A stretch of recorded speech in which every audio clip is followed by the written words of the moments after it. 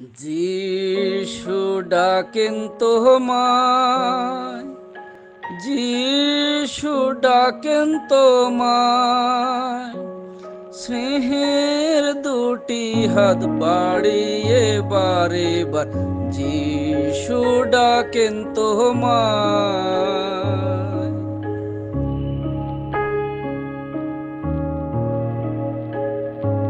আমি চোখটা বন্ধ করে শুধু বলছি, প্রভু তুমি আমায় দেখা দাও, প্রভু তুমি আমাকে পার করো, আমি যেন এই হসপিটাল থেকে কোনো জায়গায় নিয়ে আমার যাই।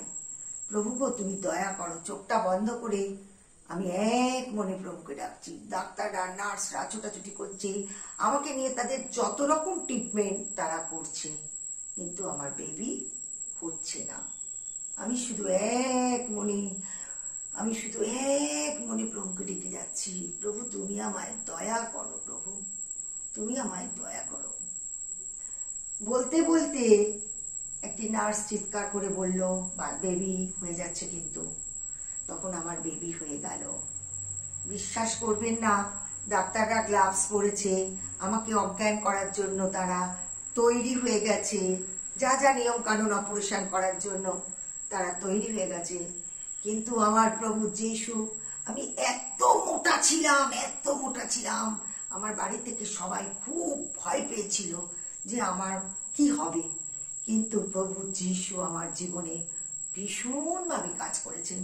আমার নর্মাল বাচ্চা হয়েছে এবং বাচ্চাও সুস্থ, আমিও সুস্থ হয়ে গেলাম। তারপরে আমার জীবন শুরু হলো। সন্তান, বাবা এলো আমাকে নিয়ে গেল। তখন 5 মাসের সন্তান। ওর বাবা আমাকে এসে অরঙ্গবাদে ওর বাবা অরঙ্গবাদে থাকতো, অরঙ্গবাদে নিয়ে গেল। মেয়েকে নিয়ে আমি খুব খুশিতে ছিলাম মেয়েকে নিয়ে। তখন যে পরিবারের সঙ্গে ছিলাম, সেই পরিবার আমাকে খুব কষ্ট দিত। আমার স্বামীকে আমার সঙ্গে মিশতে দিত না, আমার সন্তানকে আমার কাছে রাখতে দিত না, কেড়ে নিয়ে চলে যেত। কোথায় নিয়ে যেত, কোথায় গেছে কিচ্ছু বলতো না। আমি ঝরঝর করে দাঁড়িয়ে দাঁড়িয়ে কাঁদতাম। হে প্রভু, আমি তো স্বামী ঠিক মতো পেলাম না, আমার সন্তানকেও ওরা নিয়ে চলে যাচ্ছে, এ তো আমার মহা মুশকিল। আমি একদিন লুকিয়ে আমার দিদিকে ফোন করলাম, দিদি রে আমি কি করব দিদি, তুই তো বললি সন্তান নিলে তুই খুব সুখী হবি। আমার স্বামী খুব ভালো মানুষ, কিন্তু আমার স্বামীকে তারা আমার কাছে আসতে দিত না। আর খুব কাঁদতাম, আমি কেঁদেছি দিদিকে। দিদি বলল আচ্ছা ঠিক আছে, আমরা দেখছি কি ব্যবস্থা করা যায়। আমি খুব কাঁদতাম বলে তখন আমার ভাইয়ের বিয়ে ঠিক হলো। 92 সালে আমার ভাইয়ের বিয়ে ঠিক হলো। আমার ভাই আমাদের নিতে এলো। তখন আমি নিজে মনে মনে আমার স্বামীকে কিচ্ছু বলিনি, পরিবারকে কিচ্ছু বলিনি। মনে মনে ঠিক করলাম এমার্জেন্সি যা জিনিস আছে সব আমি নিয়ে যাব। আমি আর এই সংসার করতে পারবো না। প্রচন্ড জ্বালিয়েছে আমায়, প্রচন্ড। সে কেউ সহ্য করতে পারবে না, এত জ্বালিয়েছে। আমি তো খুব হাসি মুখে সমস্ত জিনিসপত্র গুছিয়ে আমার ভাই আমাকে নিয়ে চলে এলো। নিয়ে আসার পরে আমি আমার ভাইয়ের কাছে, আমার দিদির কাছে খুব কাঁদলাম। আমার মা ছিলেন, খুব কাঁদলাম। তখন আমার মা বলল আচ্ছা ঠিক আছে, বিয়ে বাড়িতে ওরা আসুক, বিনয়ের সঙ্গে আমরা কথা বলবো। আমার স্বামীর নাম বিনয়, কথা বলবো। বললো ঠিক আছে। তারপর বিয়েতে ওরা সব এলো। আসার পর খুব আনন্দ হলো বিয়ে বাড়িতে। যাবার সময় আমার স্বামী আমাকে বলছে তুমি কি আমার সঙ্গে যাবে না তুমি আমরা যাদের সঙ্গে থাকতাম পরিবার, সেই পরিবারের সঙ্গে যাবে? আমি বললাম তোমার সঙ্গে আমার কিছু কথা আছে। বললো বলো। আমি বললাম আমি যাব, তোমার সঙ্গে যাব, কিন্তু আমি ওই পরিবারের সঙ্গে থাকবো না। তুমি আমাকে কুঁড়ে ঘরে রাখো, তুমি আমাকে এক মুঠো ভাতে ভাত খাওয়াও, তোমার সমস্ত অর্থ গাড়ি বাড়ি সব তুমি ওদের দিয়ে দাও, শুধু তুমি আমাকে তোমার দুটো হাত দিয়ে, তুমি যেমন আমার মাকে বলেছো আমি কর্ম করে আপনার মেয়েকে খাওয়াবো, তুমি আমাকে তাই করো, আমি ওদের সঙ্গে থাকবো না। তখন আমার স্বামী রেগে গেল। ঠিক আছে, এটা তোমার ফাইনাল কথা? হ্যাঁ, এটা আমার ফাইনাল কথা। আমার স্বামী বলল, দেখো আমি কিন্তু বলে দিচ্ছি, আমি গাড়ি চালাই, আমি কোনো দিন তোমার জন্য আর মেয়ের জন্য অন্য চিন্তা ভাবনায় থাকবো। আমার কিন্তু অ্যাক্সিডেন্ট হয়ে গেলে আমাকে তুমি কিছু বলতে পারবে না। আমি বললাম, ওই নির্যাতন আমি সহ্য করতে পারবো না। আমি যা নির্যাতন সহ্য করেছি ধারণা করার অতীত। আমার ঘরে আমার স্বামীকে ঢুকতে দিত না, কোনো জায়গায় নেমন্তন্ন করলে যেতে দিত না, কথা বলতে দিত না।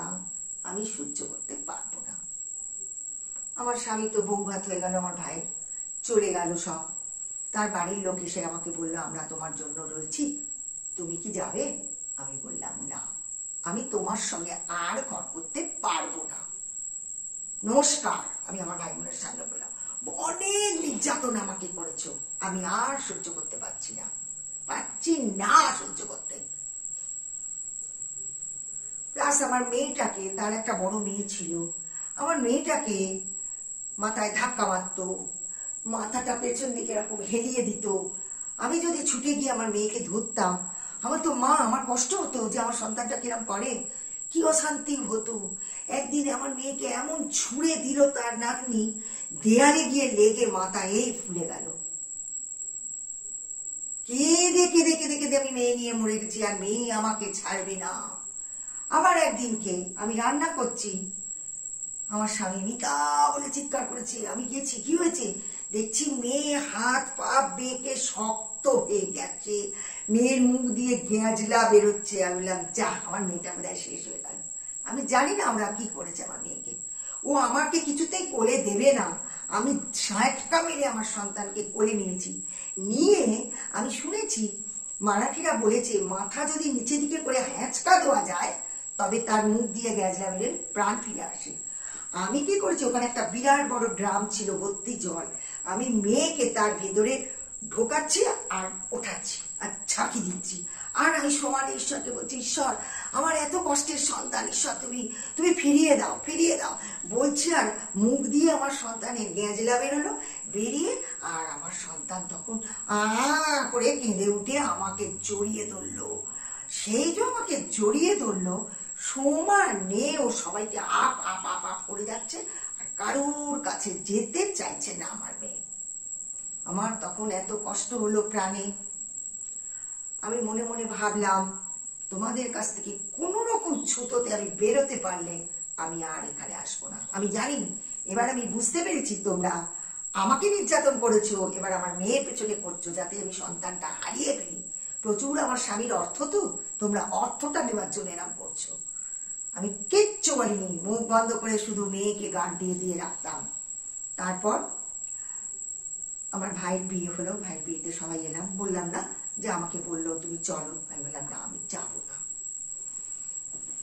আমার পরিবার বললো, কেন তুমি যাবে না কেন? আমি তখন বললাম, আমি যাব না, আমি আমার বাপের বাড়িতে নুন ভাত খাই, শাক ভাত খাই, আমি এখানেই থাকবো। আমাকে বললো, তোমার ক্ষমতা হবে মেয়ে মানুষ করার? আমি বললাম, আমি দেখিয়ে দেবো, আমি ঝিয়ের কাজ করবো, তবু আমার সন্তানকে আমি ঠিক মতো মানুষ করবো। তখন ওরা তো খুব ঢঙের কান্নাকাটি আমার ভাইয়ের কাছে করছে, আমার ভাইয়ের কাছে মিনতি করছে, যেতে বলো, যেতে বলো, যেতে বলো। আমার ভাই, আমার দিদি বলছে, এখানে আমি ওকে কিছু বলতে পারি না, কেননা ওখানে গেলে যদি ও আত্মহত্যা করে আপনাদের কি হবে? আমাদের মেয়েকে আমরা হারাবো না। আমার বোন প্রচন্ড ভালো মেয়ে, আমার বোন এত কষ্ট পেয়েছে, সে আমাদের কাছে পাগলের মতো করে কেঁদেছে। আমরা আমার বোনকে ছাড়বো না। আপনার বিনয়দা যদি উনি আলাদা ঘর করে ওনাকে নিয়ে থাকেন, তাহলে আমরা আমাদের বোনকে ছাড়বো। বললো, না, বিনয়কে আমরা আলাদা থাকতে দেবো না। আমার ভাই বললো, আমরাও আমাদের মেয়েকে ছাড়বো না। চলে গেল তারা। তারপর থেকে আমার লড়াই শুরু হলো। মিথ্যে বলবো না, আমার ভাই, আমার দিদি, ওরা না থাকলে আমার পাশে আমি বোধহয় এত সুন্দরভাবে সন্তান মানুষ করতে পারতাম না। একটা সংসারে থাকতে গেলে হয়তো কথা কাটাকাটি হয়, অশান্তি হয়, সেটা কোনো ব্যাপার না, কিন্তু তারা আমাকে ফেলে দেয়নি, তারা আমার পাশে ছিল। এবং আমার মেয়েকে, আমার ভাই বলো, আমার দিদি বলো, প্রচন্ড ভালোবাসতো।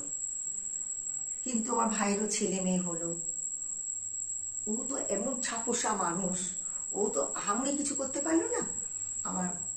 আমি তখন কিছু লেডিস প্রোডাক্ট আমি বিক্রি করতাম, আমাকে সাহায্য করেছে আমার বাড়ির লোক খুব। আমি সংসারেও কাজ করতাম, আবার বাইরে গিয়ে লেডিস প্রোডাক্ট বিক্রি করে পয়সা নিয়ে এসে আমার মেয়ের টুকটাক জিনিসের খরচা আমি চালাতাম।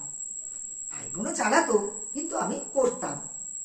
এই করে করে আমার মেয়ে বড় হলো। তারপরে আমি 9 সালে আমি আমার এই প্রোডাক্ট একজনের বাড়িতে বিক্রি করতে যেতাম। সেখানে গিয়ে দেখলাম 25শে ডিসেম্বরের দিন, তার আগে পরের দিন নাকি 25শে ডিসেম্বরই বোধ হয়, হ্যাঁ 25শে ডিসেম্বর, আমি জানি না সে উৎসব করে আমাদের পাড়ায় মেয়ে। সেখানে গিয়ে আমি বললাম, মানা আমি জিনিস নিয়ে এসেছি। ও তখন আমার খুব ভালোবাসতো মেয়েটা। ও এসে আমার বললো, কাকিমা আজকে ভীষণ ব্যস্ত, বাচ্চারা এসছে, 25শে ডিসেম্বর, তুমি কালকে এসো না কাকিমা। আমি বললাম আচ্ছা, বলে আমি চলে এলাম। পরের দিন সকালবেলা আমি গিয়ে দেখছি সারা বাড়িতে শুধু প্রভুকে সাজিয়েছে। আমি তো প্রভুকে মনে মনে ভালোবাসতাম। আমি তখন ওকে বলছি, হ্যাঁ রে, তোরা প্রভুকে ভালোবাসিস, এই এত সুন্দর করে তোরা সাজিয়েছিস। বলছে, তুমি জানো না কাকিমা? আমি বলছি, না তো মা। বলছে, আমরা তো খ্রিস্টান ধর্ম গ্রহণ করে নিয়েছি, আমরা তো প্রভুকে ভালোবাসি, তুমি ভালোবাসো নাকি? আমি বলছি, হ্যাঁ তো, আমি ভালোবাসি তো। যাবি একদিন আমাদের বাড়িতে? আমার দিদি, আমার জামাইবাবু, ওরা সবাই ভীষণ ভালোবাসে প্রভুকে, যাবি একদিন আমাদের বাড়িতে?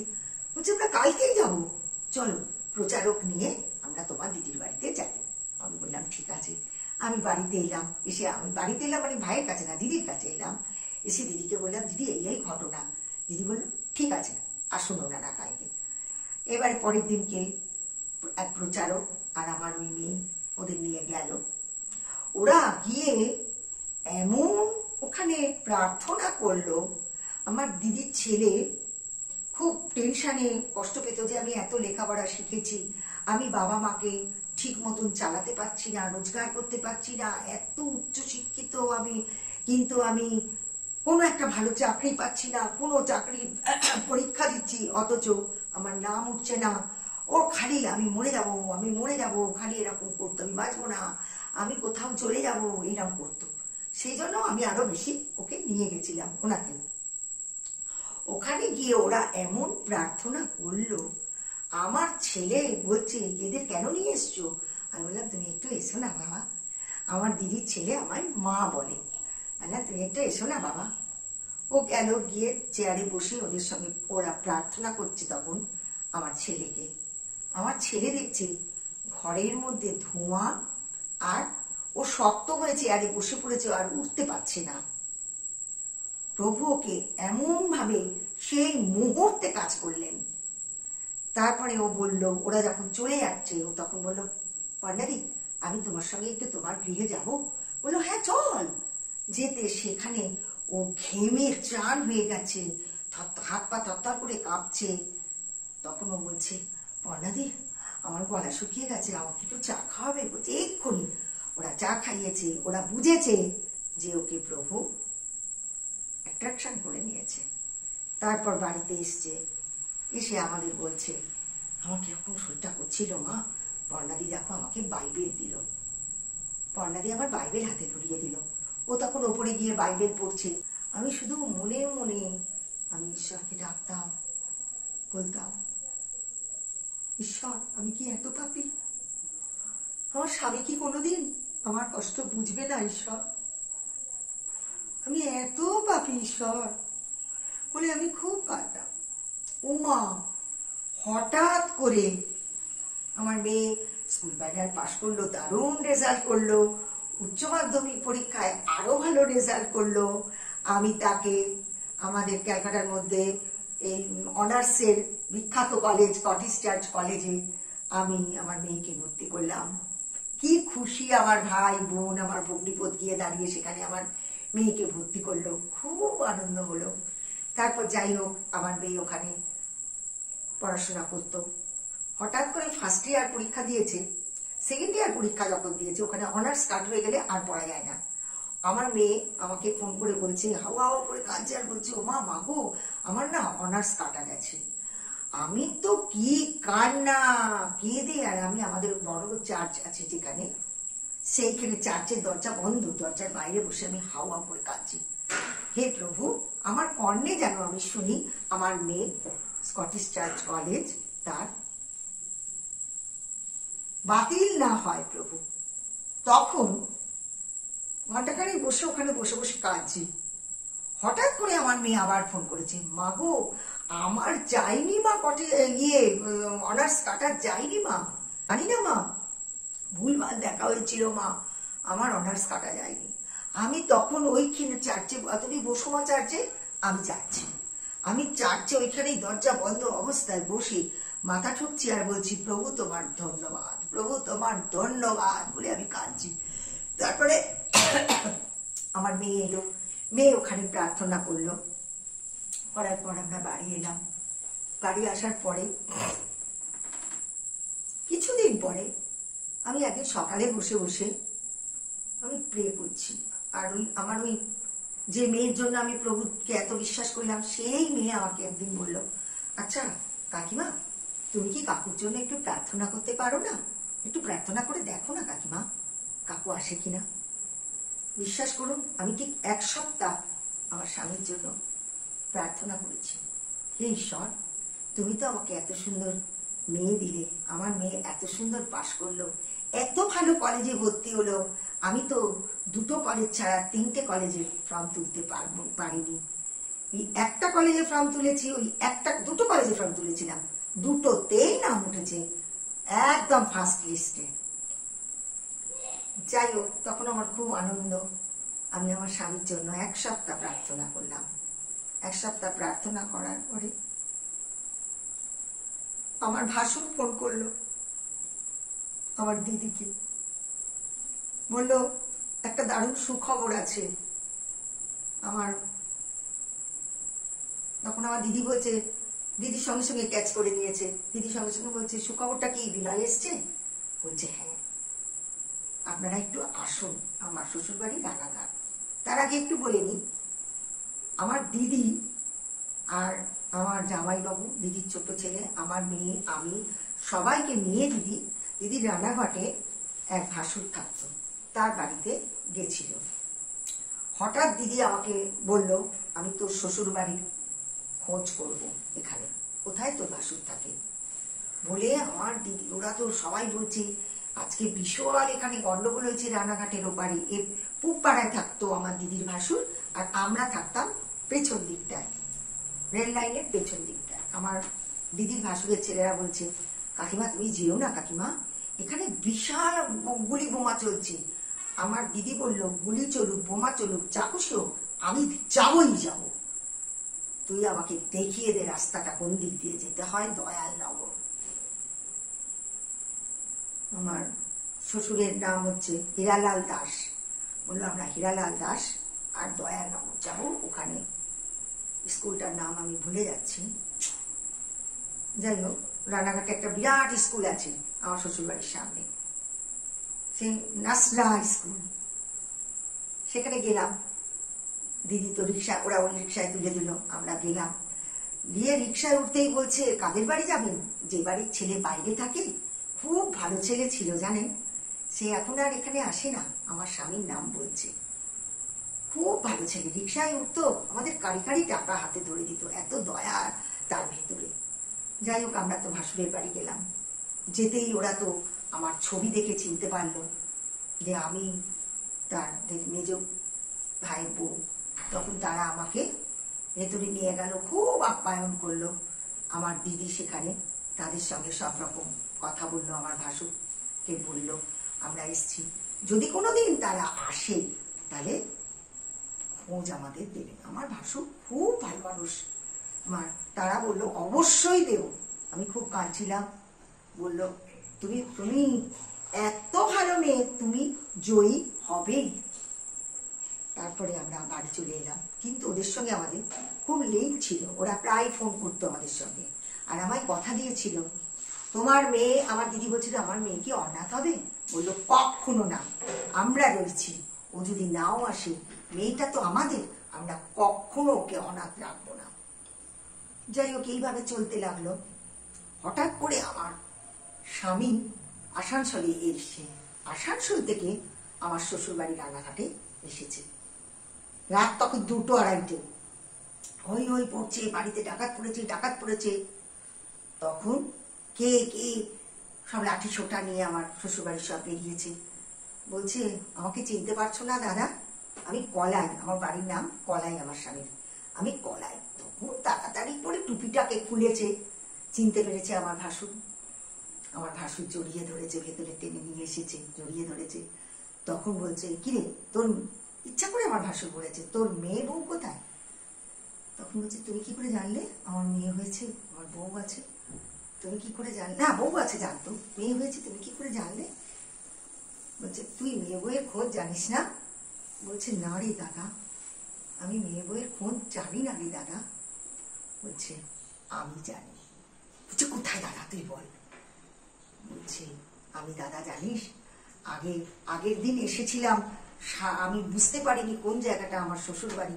আমি পাগলের মতো খুঁজেছি আমার সন্তানকে, আমার বউকে, কিন্তু আমি পাইনি, আমি সেই রাস্তা চিনতে পারিনি। বললো, আমি তোকে চেনাবো। বলে উনি ফোন করলেন না আমার দিদিকে। আমার দিদিকে সব ঘটনা বলল, আপনারা আসুন, আমাদের সঙ্গে যোগাযোগ করুন। ও কালকে একটা অর্ডার নিয়ে এসছে, সেই অর্ডার নিয়ে ও, আমার স্বামী তখন গুজরাটে থাকতো, বলছে ও গুজরাটে চলে যাচ্ছে, ও আবার দিন 15 পরেই ও আসছে।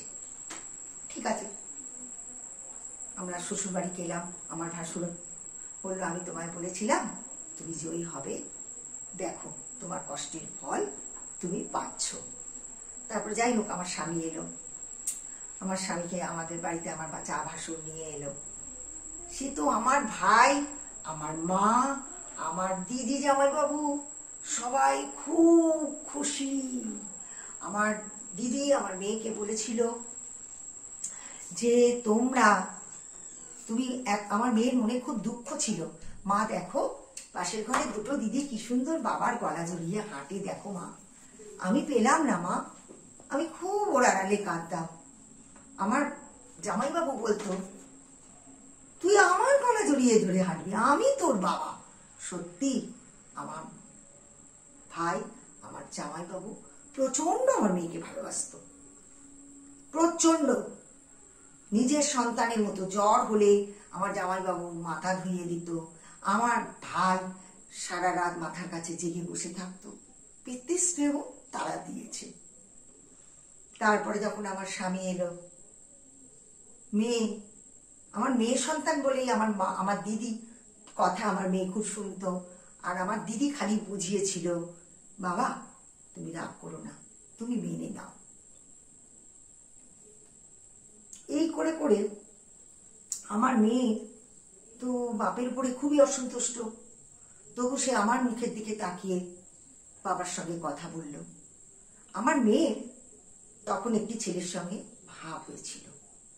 সেই ছেলেটি, তার পরিবার এত ভালো, তারা আমার মেয়েকে ডেকে বলল, শোনো, তুমি তো তোমার মায়ের একটা মেয়ে, তোমার যখন বিয়ে হয়ে যাবে, তুমি যখন চলে আসবে আমাদের গৃহে, তোমার মার জীবনটা একাকিত্ব থাকবে। তুমি বাবাকে মেনে নাও মা, তুমি বাবাকে মেনে নাও। তবু তো তোমার মার সারা জীবন একাকিত্ব সে কাটালো, একটু বয়স হইলে সে তো তবু ঠিকভাবে থাকবে। আমার মেয়েকে বোঝালো, আমার যার সঙ্গে ভাব সেই ছেলেটি বোঝালো, তার বাবা মা বোঝালো। আমার মেয়ে তবু যিশুই তার অন্তরে কথা বলল, সে মেনে নিল, কিন্তু তবু সে একটু কিন্তু তার ছিলই। তারপরে আস্তে আস্তে করে আমি একবার মেয়েকে বোঝাই, একবার স্বামীকে বোঝাই। না পারি মেয়েকে ফেলতে, না পারি স্বামীকে ফেলতে।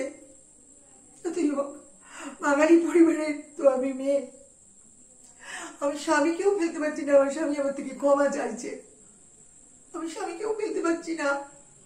আর আমি যে সন্তানকে 22 বছর বুকে ধরে মানুষ করেছি, আমি আমার সন্তানের জন্য আমি তাকে ডাকতে পারছি না, আমার সন্তান কিছুতেই মানতে পারছে না। স্বাভাবিক, হয়তো ছেলে হলে তারা মানতো না, আমার মেয়ে বলে হয়তো মেনেছে।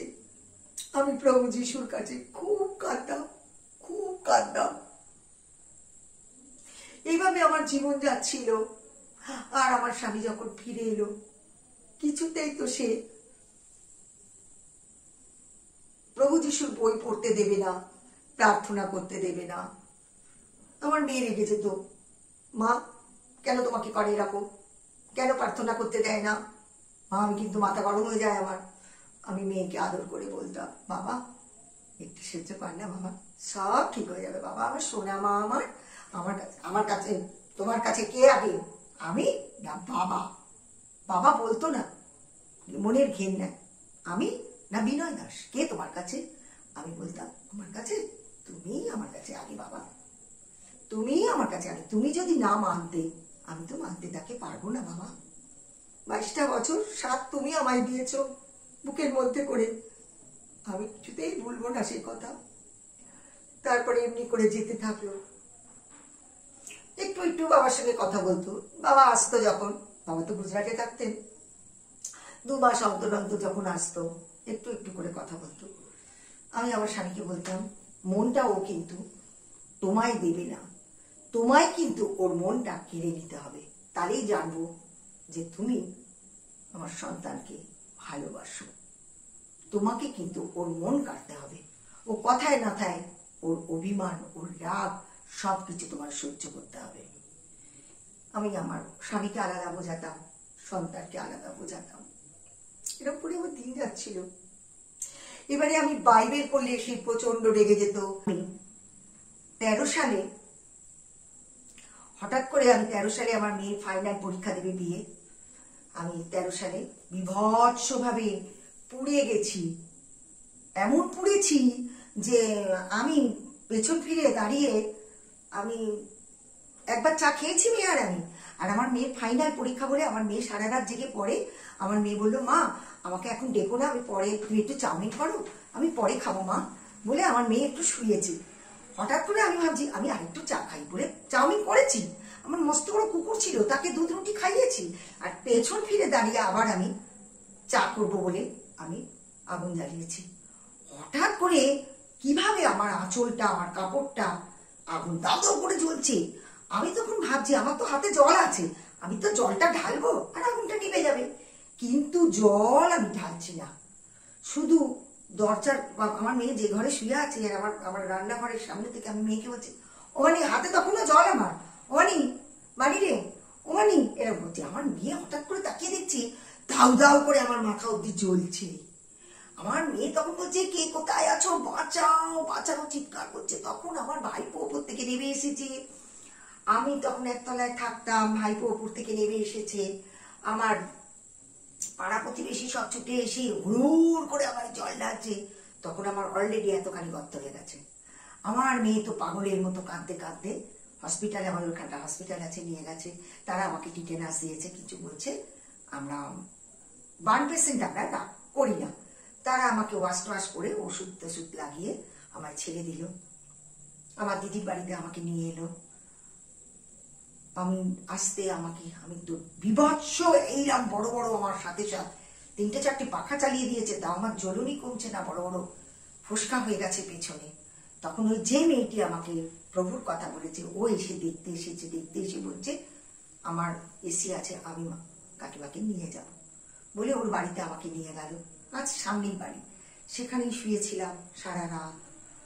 আমার মেয়ে পাগলের মতো কাঁদছে, আমার দিদি কাঁদছে। যাই হোক, তারা আমাকে ওইখানে রেখে দিল। পরের দিনকে হসপিটালে আমার, যার সঙ্গে আমার মেয়ের ভাব ছিল, সে অ্যাম্বুলেন্স নিয়ে এলো। সেই ছেলেটি, আমার মেয়ে আর আমার দিদি সবাই মিলে, আমার দিদির এক ঘর ভাড়াটে, সবাই মিলে আমাকে নিয়ে হসপিটালে ঘুরছে। সব হসপিটাল বলছে, কেউ আমরা, ওনার সুগার আমরা নেব না, নিচ্ছে না। তারপরে আমার ওই অ্যাম্বুলেন্স নিয়ে গেল আরজি করে নিয়ে যেতে, একটা বিশাল ঘর, এসি ঘর, কিন্তু আমাকে শুইয়েছে কিন্তু সেখানে এত পেশেন্টরা চিৎকার চেঁচামেচি করছে, আমাকে রাখা যাচ্ছে না সেখানে। আমি চুপ করে শুয়ে আছি, কিন্তু কিচ্ছু বলছি না আমি। আমার মেয়ে সেই সিন দেখে কেঁদে কেঁদে দিদি, আমার দিদিকে বলেছে, আমার ভাসুর ছুটে এসেছে সেই রানাঘাট থেকে, সবাই অনেকেই এসেছে ছুটে, কিন্তু আমার মেয়ে সমানে বলছে আমি মাকে এখানে রাখবো না, আমার মাকে আমি বাড়ি নিয়ে যাব, আমি এখানে রাখবো না। তখন আমার দিদি গিয়ে ডাক্তারের সঙ্গে কথা বললো, দেখুন আপনারা যখন ঢুকিয়েছেন, আজকে কিন্তু ইয়ে করা যাবে না, আজকে কিন্তু ওনাকে ছাড়া যাবে না, এটা কালকে আমরা ওনাকে ছেড়ে দেবো, আপনারা বন্ডে সই করবেন, ছেড়ে দেবো। সে তো আর ওদের রাখতেও দেবে না সারা রাত। মেয়ে তো আমার সারা রাত শুয়ে শুয়ে কেঁদেছে। আমার পরের দিন সকালবেলা আমার মেয়ে, জামাই, আর তখন আমার মেয়ে বিয়ে হয়নি, আমার দিদি সব গেছে, গিয়ে সেখান থেকে আমাকে মন্ডে সই করে নিয়ে ওখানেই একটা নার্সকে ঠিক করেছে। তখন সেই নার্সকে বলল, আপনি কত টাকা নেবেন, আপনি এসে আমার বোনকে ওয়াশ করে দেবেন। বললো আমার প্রতিদিন আমায় 500 টাকা করে দিতে হবে। আমার মেয়ে ওর বাবাকে ফোন করলো, ওর বাবা তখন, সেই থেকেই মেয়ের সঙ্গে তার বাপের একটু একটু সম্পর্ক তৈরি হলো। তার বাবা তখন আমার মেয়েকে ফোনে দিয়ে বলছে, সে তখন বাংলাদেশ বর্ডারে একটা অর্ডার নিয়ে রয়েছে, বাবা তোমাকে আমি, আমার মেয়ে তখন বলছে তুমি কেঁদো না, আমি এক্ষুনি টাকা পাঠাচ্ছি, যা যা ব্যবস্থা করার তুমি করো, আমি যত তাড়াতাড়ি পারছি এখান থেকে আমি চলে যাচ্ছি, তো তুমি কেঁদো না বলে সে সেখানে চাকরিতে ইস্তফা দিয়ে সে চলে এলো। আর যে আর্জি করে নার্সটা আমাকে করতো, ওয়াশ করতে আসতো, সে ঠিক মতো করলো না, এইরকম মোটা চামড়া ফেলে দিল। তখন আমার ভাই বলছে এ তো ঠিক হচ্ছে না। আমার ভাই পাশের বাড়িতেই, আমাদের বাড়িতেই ভাড়া থাকতো এক বৌদি, সে মারোয়ারি রিলিফ সোসাইটির আয়া ছিলেন। তিনি তো শুনে বলছেন আমার এক ভাসুর আছে, তিনি কিন্তু সাংঘাতিক ওয়াশ করেন এবং আমি কথা দিচ্ছি উনি কিন্তু ভালো হয়ে যাবেন। তখন আমার ভাই এসে আমার মেয়েকে আর আমার সবার সঙ্গে কথা বললো, কি করবি দেখ, আমার মেয়ে আর আমার ভাইপো, শুনতে ভাইপো, সে আমার ছেলেই, আমি তাকে মানুষ করেছি, সে আমাকে মা বলে। আমার ভাইপো আর আমার মেয়ে এসে আমাকে জড়িয়ে ধরে কেঁদে বলছে, মা তোমার কাছে লজ্জা আগে না তোমার কাছে আমরা আগে, আমরা সন্তান আগে তোমার কাছে, বলো মা, আমার কাছে সব দুনিয়া আলাদা মা, তুমি আমার কাছে আগে, তোমার কাছে আমরা আগে না তোমার লজ্জা আগে। এত কাঁদছে ওরা, এত কাঁদছে ওরা। আমি যে তোরা কাঁদছিস কেন, কি হয়েছে আমার বল? বলছে তোমাকে এক ভদ্রলোক ওয়াশ করতে আসবে, তুমি কিন্তু লজ্জা পেলে হবে না, তুমি একটু চিন্তা করে আমাদের বলো। তখন আমি চিন্তা করছি, আমার মেয়ে পাগলের মতো কাঁদছে, আমার ভাইজি কাঁদছে, আমার ভাইপো কাঁদছে, কি কান্না তারা কাঁদছে। তখন আমি বললাম আমি তোদের প্রস্তাবে রাজি। যে ভদ্রলোক এসে আমাকে দেখছেন, উনি কলকাতার থেকে উনি ডাক্তার নিয়ে এলেন, কোনো জায়গায় তো ডাক্তার পাচ্ছিলেন না, উনি নিয়ে এলেন। ডাক্তার এসে সমানে ঘাড় নাড়ছে, মানে আমি বাঁচবো না, বিশাল 80% পুড়ে গেছে আমার, আমি বাঁচবো না। তখন বাড়িতে বিরাট কান্নাকাটি। ডাক্তার কে আমার মেয়ে পা জড়িয়ে ধরে ডাক্তারকে বলছে, জেঠু তুমি আমার জীবনে আমার মা সব থেকে আগে, আমার মার প্রাণ বাঁচিয়ে দাও জেঠু, আমি কোনো কথা শুনতে চাই না। তার এত মায়া হলো, সে বলল আমি প্রচন্ড চেষ্টা করব তোর মাকে বাঁচানোর, তুই কাঁদিস না মা, তুই তো আমার মেয়ের মতো, তুই কাঁদিস না। যাই হোক, ওই নার্সটিকে ছাড়িয়ে দেওয়া হলো। এবার আমাকে ওই ভদ্রলোক আমাকে ওয়াশ করতে থাকলো। আমার স্বামী এসে গেল। আমার স্বামী এসে বলল, দেখুন ওনাকে গজ দেবেন না, গজ দিলে কিন্তু আমার স্ত্রী বাঁচবে না, কারণ ও বান সম্বন্ধে ও পড়াশোনা করেছে। আমার স্ত্রীকে যা ওষুধ ব্যবহার করবেন, সমস্ত জেল ব্যবহার করবেন, এবং জেলোনেট বলে একটা নেট রয়েছে, ওই নেট আমার স্ত্রীর ব্যবহার করবেন, ওয়াশ করে ওষুধ দিয়ে ওই নেট লাগাবেন, গজ ব্যবহার করলে আমার স্ত্রীকে আমরা পাবো না। ভদ্রলোক বললেন জেলোনিকের কিন্তু অনেক দাম। আমার স্বামী বলল দাম থাকুক, যত খুশি আপনি সমস্ত ওষুধ থেকে সবকিছু যতটা উচ্চ পরিমাণে দেওয়া যায় আপনি দিন, খরচার জন্য চিন্তা করবেন না। প্রচুর খরচা করেছে আমার স্বামী আমাকে ফেরানোর জন্য। আমার মেয়ে আমাকে খুব সেবা করেছে। ডাক্তার বলছে তুই পারবি, এই ঘরে কাউকে ঢুকতে দিতে পারবি না, এই ঘরে প্রতিদিন বিছানা চাদর বালিশের সব কাচাকুচি করতে হবে। যে মেয়ে আমার হাতের তেলে থাকতো কোনোদিন কাচাকুচি কি জিনিস জানতো না। আমার মেয়ে বলছে হ্যাঁ আমি পারবো। মেয়ে করতো। আমার ভাইপো ভাইজি খুব করেছে, ভাইয়ের বউ প্রত্যেকের, আমার দিদি প্রত্যেকের সহযোগিতা আমি পেয়েছি। আর আমার স্বামী প্রচুর পয়সা ঢেলেছে আমার পেছনে। শুধু আমাকে আমি যখন বলতাম অনেক খরচা হচ্ছে, না গো না তো, সব ফ্রি। তুমি চিন্তা করছো কেন? তুমি জানো না আমি এই সমস্ত পরীক্ষা দিয়েছি, আমাকে যেখানে আমি যাবো সেখানে সব ফ্রি। মিথ্যা কথা বলতো আমাকে, আমি পয়সার চিন্তা করছি বলে। আর আমার মেয়ে রান্নাঘরে গিয়ে বসে বসে কি কি সারাদিনের হিসাব হলো আমার, সেই সব লিখত।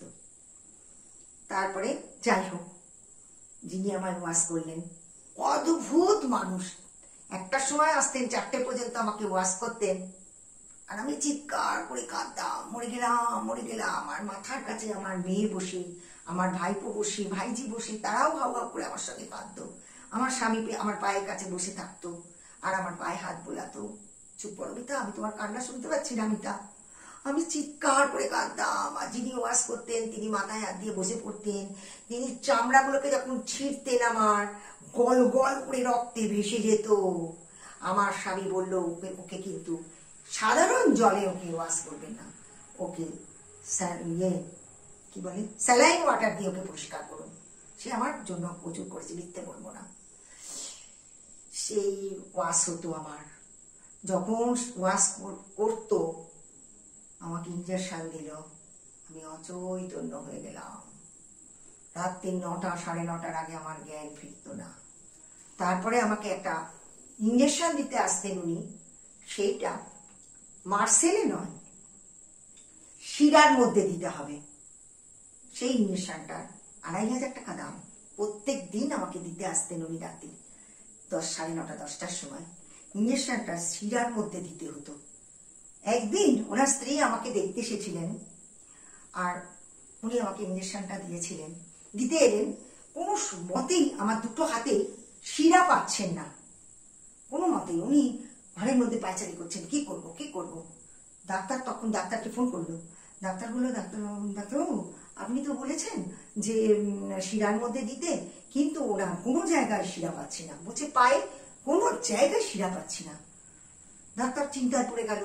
কিন্তু কিছুক্ষণ পরে ডাক্তার আবার ফোন করে বললো কিছু করার নেই, ইঞ্জেকশনটা ওনার দেহে পুশ করতেই হবে, তুমি মার্সেলে দাও।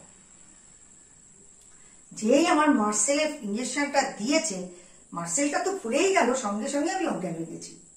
আমার জ্ঞান আর ফিরছে না। 1 ঘন্টা হয়ে গেছে আমার জ্ঞান ফিরছে না। চোখে মুখে তারা আমার জল দিচ্ছে, আমার স্বামী আমাকে মেসেজ করছে, আমার মেয়ে পাগলের মতো মেয়ে, আমার ভাইজি ভাইপো সবাই কাঁদছে, হই হই করছে, আমার জ্ঞান ফিরছে না। 2 ঘন্টা পর আমার আঙুলটা নড়ে উঠল। সঙ্গে সঙ্গে ডাক্তারকে ফোন করলো।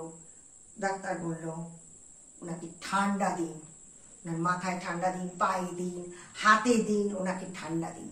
সঙ্গে সঙ্গে ওরা বরফ বার করলো, ওরা আইস প্যাক বার করলো, আমার পায়ে দিচ্ছে, মাথায় দিচ্ছে, হাতে দিচ্ছে। প্রায় 2 ঘন্টা পর আমার সেন্স এসছে। যিনি আমার ইঞ্জেকশনটা দিয়েছেন উনি কিন্তু দারুণ ভালো মানুষ। উনি জ্ঞান আসার সঙ্গে সঙ্গে রাস্তায় বেরিয়ে গিয়ে হাউ হাউ করে কেঁদেছেন যে দিদির জ্ঞানটাকে আমি ফেরাতে পেরেছি।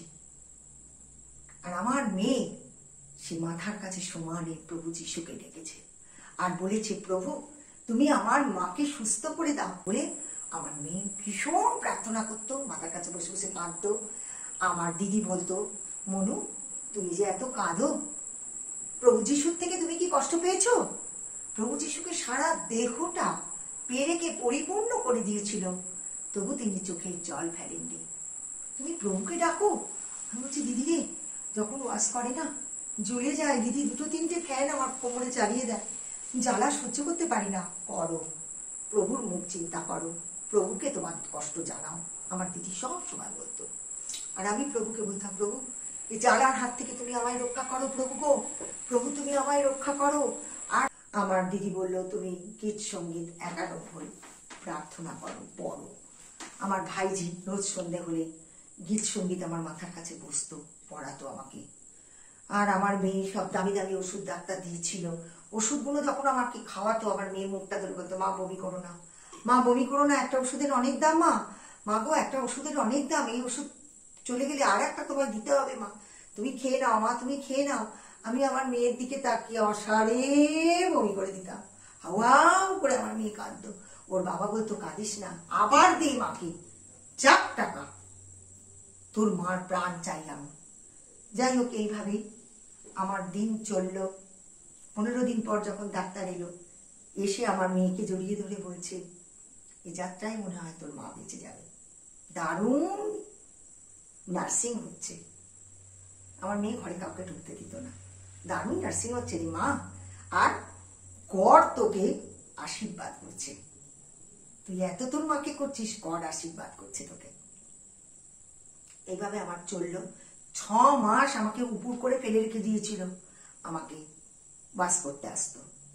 তারপরে একদিন হঠাৎ করে আমার মেয়ে দোতলায়, আমার ভাই থাকে, আমার মেয়ে উপরে গেছে, কি কারণে আমার মেয়ে উপরে গেছে, আর ওর বাবাও ছিল না, বাবাতে আর মেয়েতে উপরে গেছে। আমি হঠাৎ আমার নিম্নচাপের সৃষ্টি হয়েছে, আমি কি করি, আমি তো ঘরেতেই আমার মেয়ে আমাকে সব করায়।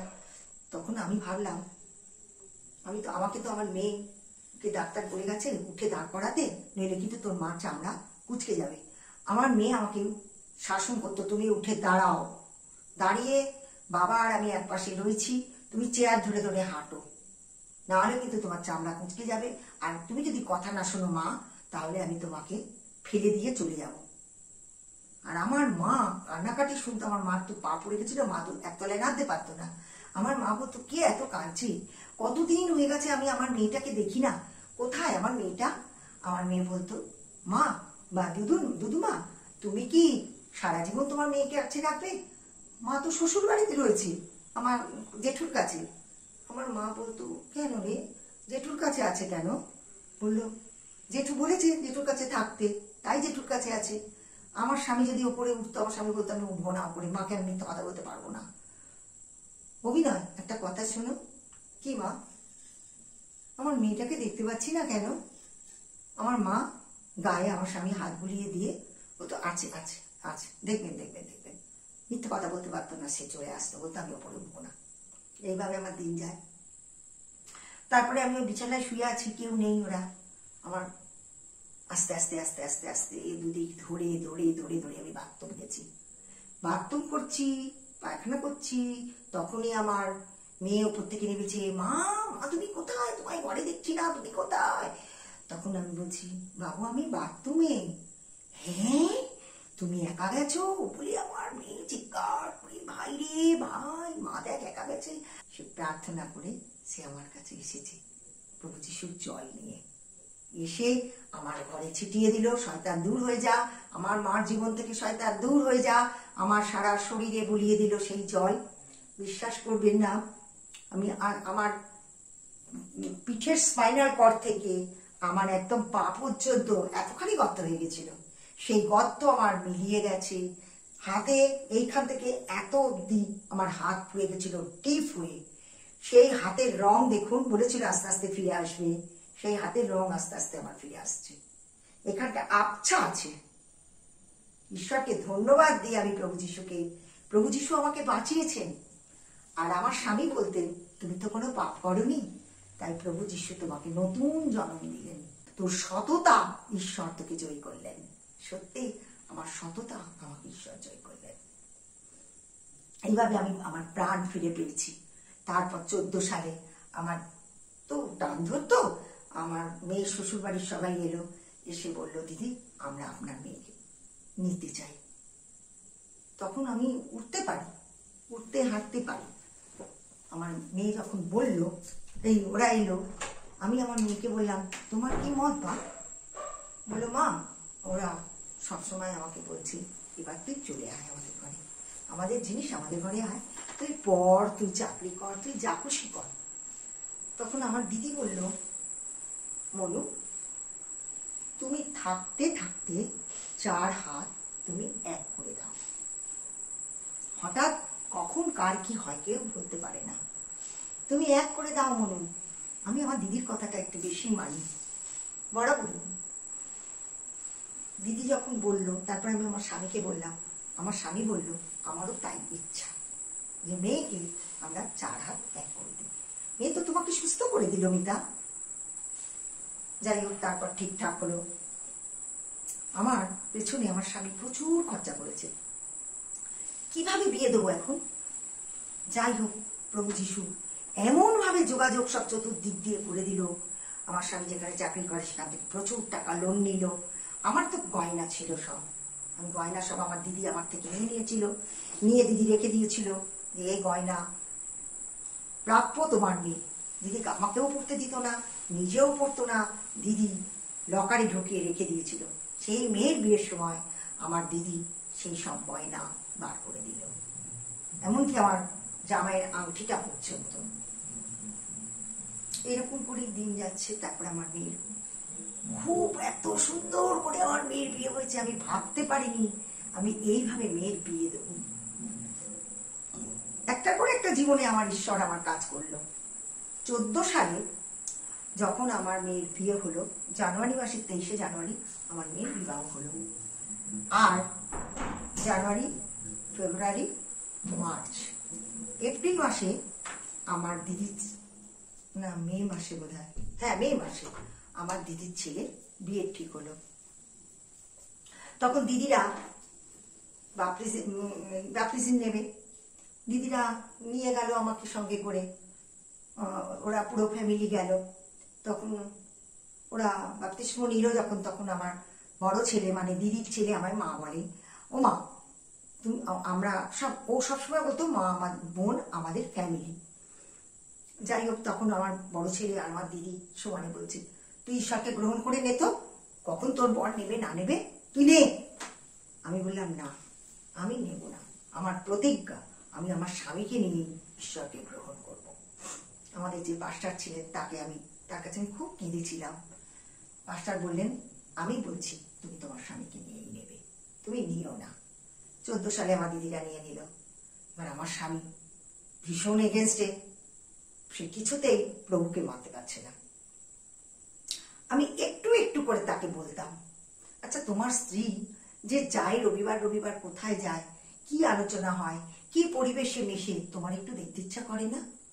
বলছে না, আমার দেখতে ইচ্ছা করে না, আমি আমার স্ত্রীকে বিশ্বাস করি, তবুও তোমার একটু দেখতে ইচ্ছা করে না কি পরিবেশে? এটা যদি তুমি যেতে আমার কিন্তু ইচ্ছা করতো, কি পরিবেশে আমার স্বামী যাচ্ছে একটু দেখি, চলো না আমার সঙ্গে। না তুমি যাও। এরা যদি দেখতাম আর বাইবেল পড়লে রাগারাগি করতো, নাকি খুব রাগারাগি করতো। তখন আমি বলতাম, চলো না একটু আমার সঙ্গে, চলো না, তুমি একটু আস্বাদন করো না বাইবেলটা, একটু আস্বাদন করে দেখো না এটার মধ্যে কি আছে। তোমার তোমার জীবনটা তো ছাড়খাড় করে দিয়েছে একটা পরিবার, তোমার এত অজস্র তোমার অর্থ ছিল, তোমার গাড়ি ছিল, বাড়ি ছিল, কিনা তোমার ছিল, তারা সব তোমার থেকে কেড়ে নিয়েছে। আমার প্রভু কিন্তু কাড়বে না। তোমার কোন দেবতা তোমার কথা শুনেছে? কোনো দেবতা শুনেছে? তুমি আমার প্রভুকে মানো, আমার প্রভুকে দেখো।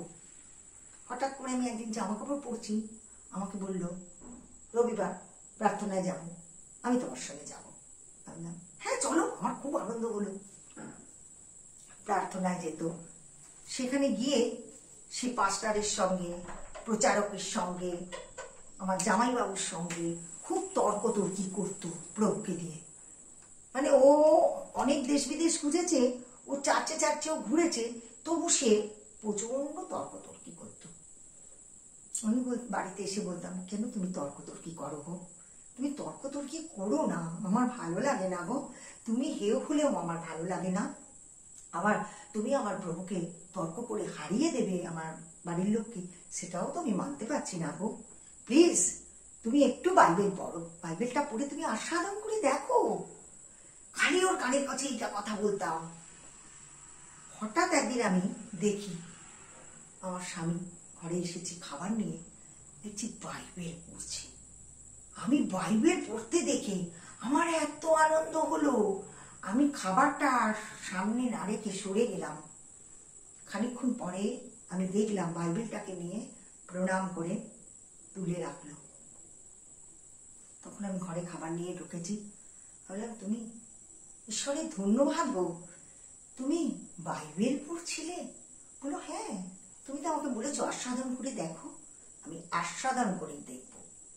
তারপরে দুই একদিন পরে আমি খোঁজ বলে, প্রভু যিশুর একটা সিনেমা আছে খোঁজ, সেই খোঁজ বইটা আমি বললাম, তুমি এটা ডিভিডিতে লাগাও, দেখো। সেই ডিভিডিতে দেখলো দুজন স্বামী স্ত্রী, তারা নিজেরাই দেখে শুনে বিয়ে করেছে। স্ত্রী ছিল খ্রিস্টান, ভদ্রলোক খ্রিস্টান ছিলেন না, তবু সে এত ভালোবাসতো, সে তাকে বিয়ে করলো। বিয়ে করার পর তার স্ত্রী যখন তাকে বাইবেল ধরালো, বললো বাইবেল পড়ো, সে ওই বাইবেল নিয়ে ছুড়ে তার স্ত্রীর মাথায় মারতেন, তার সঙ্গে খুব খারাপ ব্যবহার করতেন। হঠাৎ তার স্ত্রী, দুটো ছেলে মেয়ে হওয়ার পরে মারা গেল। আমার স্বামী সব দেখছে, বসে বসে আমি দেখছি। যখন স্ত্রী মারা গেল, ভদ্রলোক তখন পাগল হয়ে গেলেন, গিয়ে বাইবেল পড়তেন আর দিন রাত প্রার্থনা করতেন, আমি সত্য জানতে চাই, আমি সত্য জানতে চাই। বলতে বলতে তিনি একদিন প্রভু যিশুর, আপনারা নিশ্চয়ই জানেন খোঁজ সিনেমাটা, প্রভু যিশুর চরণে তিনি এলেন। সম্পূর্ণটা আমার স্বামী দেখলো। আমি বললাম, দেখেছো, ভালো লেগেছে? বলছে, আমার খুব ভালো লেগেছে, আমিও ওনার খোঁজে রয়েছি, মানে খুব ভালো। এইভাবে আস্তে আস্তে আস্তে আস্তে করে আমার স্বামী বাইবেল পড়তে লাগলো। আমার খুব আনন্দ হতো। বাইবেল পড়তে পড়তে পড়তে 14 সাল চলে গেল। আমার দিদির ছেলের বিয়ে হলো বিশাল ঘটা করে। সেখানে পাস্টার কিভাবে বিয়ে দিল কি না দিল, আমার স্বামী সেখানে প্রস্তুত রইল না। 15 সাল গেল, 16 সাল গেল, 17 সাল গেল, তখনও আমার স্বামী বাইবেল পড়তো, আমাদের চার্চে যেত। চার্চে যিনি আমাদের পিতা, সেই পিতা আমার হাজবেন্ডকে খুব ভালোবাসতো, ভীষণ ভালোবাসতো। আমি শুধু তার কাছে কাঁদতাম, দাদা প্রার্থনায় থাকুন, আপনি বলেছেন আমরা দুজনে একসঙ্গে নেব, আমরা যেন একসঙ্গে বাপ্তিস্ম নিতে পারি। তিনি প্রচন্ড প্রার্থনায় ছিলেন এবং আমেরিকাতেও তিনি প্রার্থনা সভা তিনি করতেন। আমার পিতার নাম, পালকের নাম জরেন বসুমাতা, তাকে এমন কোনো লোক নেই যে চেনে না। এইবারে আমি দেখছি 17 সাল হয়ে গেল, 18 সাল পড়ে গেল, আমার স্বামী তো কিছু বলছে না। আমি তখন বলছি, কি গো তুমি গ্রহণ করবে না? বলছে না। আমি বললাম, তাহলে আমি আর থাকতে পারছি না গো, আমি কিন্তু গ্রহণ করে নিচ্ছি। বললো না। তখন আমি আমার পিতা পালককে জানালাম। পালক বললেন, ঠিক আছে তুমি নাও, তুমি নিয়ে নাও। আমি খুব কাঁদছিলাম, বলে তুমি নিয়ে নাও। তোমার আমি খালি বলতাম, এরা আমার চোখের সামনে তোমার প্রভু তোমার ভোজ খাচ্ছে, আমি খেতে পারছি না প্রভু বলে আমি ওই গৃহেতে বসে খুব কাঁদতাম। যে চার্চে যেতাম আমরা, সেই চার্চে বসে আমি খুব কাঁদতাম, প্রভু আমি কবে খাবো, আমার কি প্রাণ থাকতে আমি তোমার ভোজ খেতে পারবো না? আমি কি এত পাপী প্রভু বলে আমি খুব কাঁদতাম। আমার মেয়ে বলতো, তোমার যখন ইচ্ছা মা, তুমি নিয়ে নাও, কেন তুমি কষ্ট পাচ্ছ মা? আমার মেয়ের শ্বশুর বাড়ি এত ভালো, তারা কোনোদিন আমায় বাধা দেয়নি। তারপরে আমার তো ঠিক হলো দিন, ফেব্রুয়ারি মাস, 24শে ফেব্রুয়ারি নাকি 26শে ফেব্রুয়ারি, এরকম আমার দিন ঠিক হলো। আমি তো শুধু অঝোর ঝরে কাঁদছি, অঝোর ঝরে কাঁদছি। আমার স্বামী বলছে, তুমি এত কাঁদছো কেন মিতা? আমি কিচ্ছু তাকে বলতাম না, আমি কাঁদতে প্রভুর কাছে কাঁদতাম, প্রভু আমি কি একা নেবো প্রভু, তুমি অন্তরে কথা বলো প্রভু, আমি যেন আমার স্বামীর সঙ্গেই গ্রহণ করতে পারি। ঠিক আছে, কোনো কথাই তিনি আমায় বলতেন না। হঠাৎ যেদিনকে আমি গ্রহণ করব, তার আগের দিনকে আমি ভাত টাত খেয়ে উঠে ঘরে বসেছি আর কাঁদছি, সরে কাঁদছি। তখন আমার স্বামী আমাকে বলছে, তুমি এত কাঁদছো কেন বলো তো? আমি বললাম, তুমি কি গ্রহণ করবে না আমার পিতাকে? তুমি কি এইভাবে আমাকে কষ্ট দেবে? কত বছর তুমি আমাকে কষ্ট দিয়েছো, এখনো তুমি কষ্ট দেবে? তখন আমার স্বামী আমার মাথাটাকে ধরে বলল, তোমাকে আমি কষ্ট আর দেব না। কষ্ট দিচ্ছ তো, তুমি তো আমার প্রভুকে গ্রহণ করছো না। আমি তো প্রভুর ভোজ খেতে পারছি না, এটা তো আমার জীবনে বিরাট কষ্ট। তখন আমাকে বলল, তোমাকে আমি আর কষ্ট দেব না, আমি গ্রহণ করব। কবে করবে? কালকেই তোমার সঙ্গে করব। আমার কি আনন্দ! আমি তখন প্রভুর কাছে হাওয়া করে কাঁদছি, প্রভু তুমি অন্তরে কথা বলেছো, ও প্রভু তুমি আমাকে এত বড় জিনিস দিলে প্রভু, যা আমি ভাবতে পারছিলাম না। আমার দিদি যা উপর থেকেই বলছে, না ও গ্রহণ করবে না, প্রভু আমি হেরে যাব, প্রভু তুমি আমায় হারালে না, প্রভু তুমি আমায় হারালে না বলে আমরা পরের দিনকে সব আমাদের পালক গাড়ি পাঠিয়েছেন। আমাকে বললো, তোমাকে আমি একটা কথা বলছি, যদি তুমি কি শুনবে? আমরা হ্যাঁ শুনবো, তুমি যা বলবে শুনবো। বললো, শোনো, আমি যে ঈশ্বরকে গ্রহণ করেছি, গ্রহণ করব, তুমি এ কথাটা এখন কাউকে বলবে না। আমি বললাম ঠিক আছে, বলবো না। আমি আমার দিদিকে তো সব কথা বলি, দিদিকেও বলিনি, কাউকে কিচ্ছু বলিনি। পরের দিন যখন আমাদের পালক গাড়ি পাঠিয়েছেন, আমরা প্রচুর আমাদের যেখানে আমাদের মণ্ডলী হয় সেই মণ্ডলীর বৌদি, সেই ওখানে যতই আমার প্রচুর, সেদিনকে 170 জন না কত আমাদের পালক দীক্ষা দিয়েছেন, প্রচুর লোক গেছি, গাড়িতে উঠেছি। তখন ওই মণ্ডলীর বৌদি আমাকে বলছে, ও দিদি আপনি তো নিচ্ছেন, দাদা নেবেন না? তখন আমি চুপ করে রয়েছি। কি গো, গাড়ি শুদ্ধ সবাই তখন বলছে, কি গো তুমি নিচ্ছ, দাদা নেবে না? এ আবার কি? তখন দাদাকে, আমার কর্তাকে সবাই জিজ্ঞেস, ও দাদা আপনি নেবেন না? তখন আমার কর্তা বলছে, নেব তো। কবে নেবেন?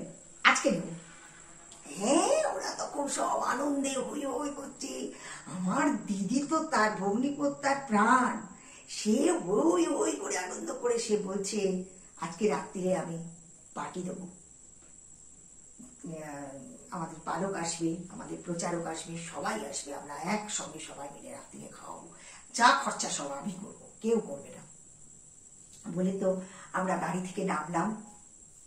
নামতেই আমাদের হেস্টিংস চার্চে আমার দীক্ষা নেমেছি। নামতেই তো আমার স্বামীকে দেখে আমাদের পালক জড়িয়ে ধরে আদর করছে। তখন আমি বলছি, দাদা সুখবর আছে। কি কি এরকম করে দেখাচ্ছে।